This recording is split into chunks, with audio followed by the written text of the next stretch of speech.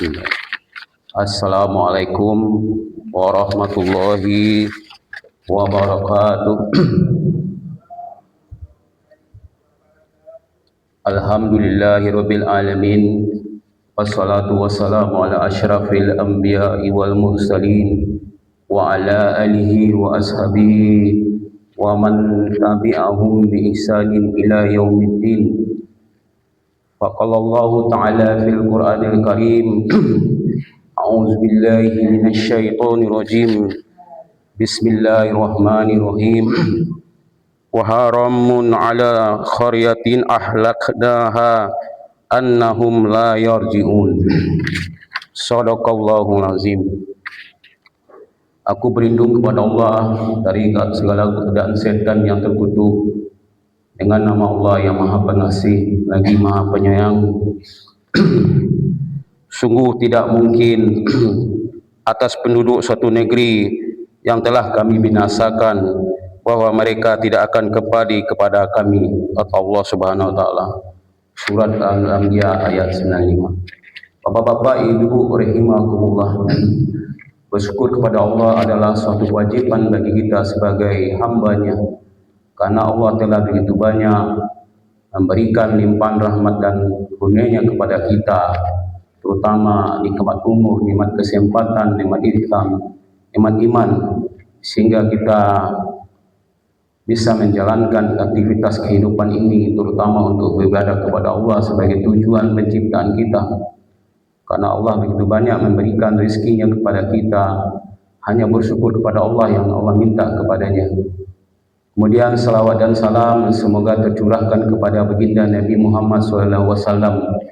Beliau telah memberikan petunjuk melalui sunnah hadis-hadis beliau, kemudian sampailah kepada kita sehingga kita mendapatkan jalan yang terang benderang menuju kepada perintah Allah Subhanahu wa taala, yang akhirnya kita menuju surganya Allah yang diridai Allah Subhanahu wa taala.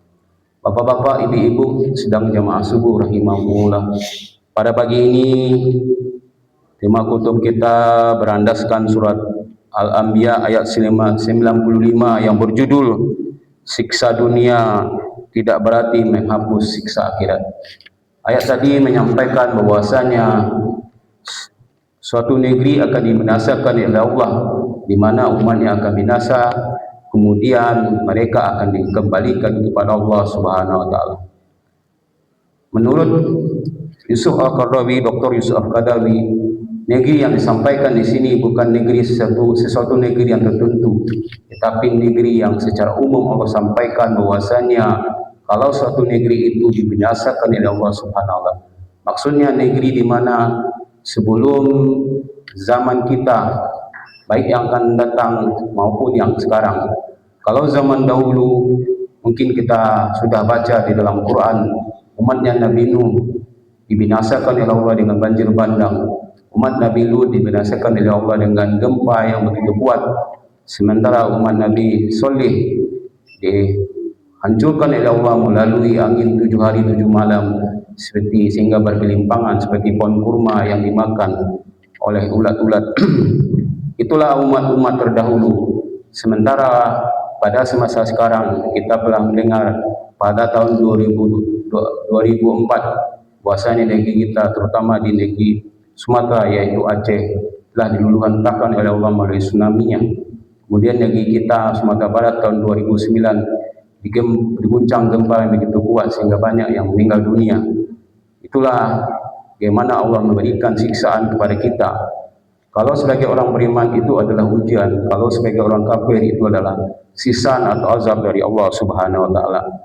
Kemudian kalau seandainya siksaan tersebut telah diberikan di dunia, apakah Allah mengampuni dosa kita? Tidak, karena Allah berikan azab di dunia sebagai bentuk daripada bahwasanya Allah mempunyai kekuasaan terhadap manusia. Akan tetapi sisaan tersebut tidak akan berakhir. Sisaan itu akan terus berlanjut kepada kita pada saat manusia berada di akhirat.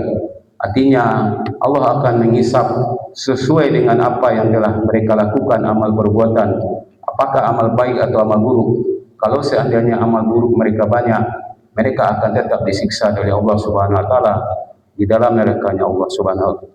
Ini adalah peringatan bagi kita sebagai manusia bahwasanya kalau kita telah meninggal dunia, kita tidak akan dikembalikan oleh Allah ke dalam dunia lagi.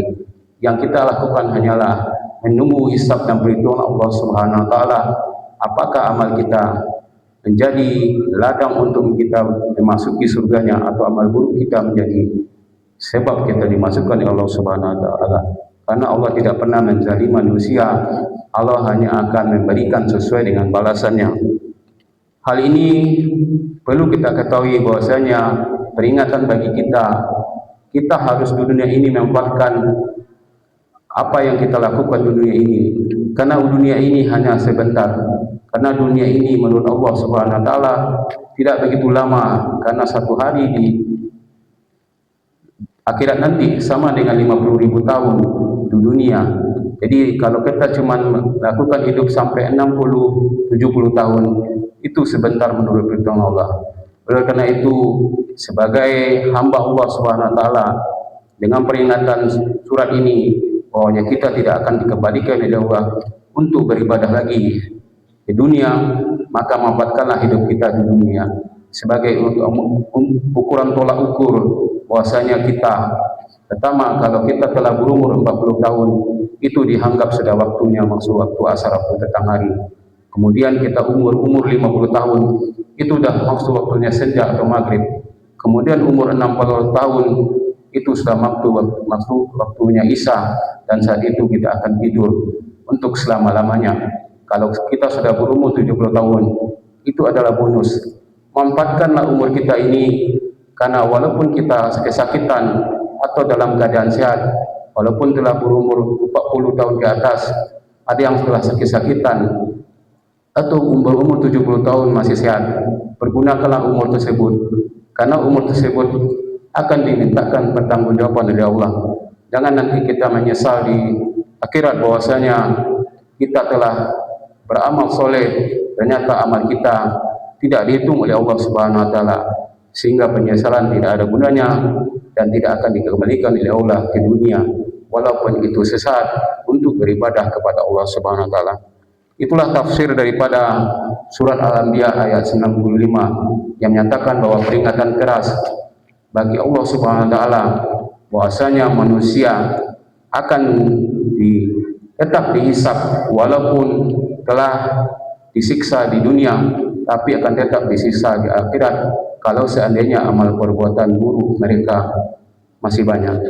Mungkin beranggapan sebagian dari orang, contohnya kalau misalnya kita melakukan pembunuhan, penipuan, atau melakukan korupsi di dunia telah diadili pengadilan, apakah dosa kita akan diampuni oleh Allah Subhanahu wa taala? Itu baru penghakiman di dunia, tapi penghakiman oleh Allah Subhanahu wa taala tidak akan berhenti, karena Allah telah mencatat seluruh amal perbuatan kita melalui pembantunya malaikat-malaikat yang mencatat amal baik dan amal buruk kita. Oleh karena itu, janganlah kita bersangka bahwasanya kalau kita telah diadili di dunia melalui pengadilan di dunia, bahwasanya kita telah selesai menjalankan apa yang telah kita berbuat. Bukan berarti demikian, tetapi berarti kita tetap akan diminta pertanggungjawaban oleh Allah Subhanahu wa taala. Bapak-bapak, ibu-ibu rahimakumullah, mungkin itu saja yang dapat saya sampaikan pagi ini. Semoga manfaat. Camkanlah bahwasanya kita tidak akan dikembalikan lagi ke dunia, dan pertanggungjawaban kita di akhirat akan diminta oleh Allah Subhanahu wa taala. Allah telah menurunkan azabnya di dunia ini. Terima kasih atas segala perhatiannya. Semoga bermanfaat. Assalamualaikum warahmatullahi wabarakatuh.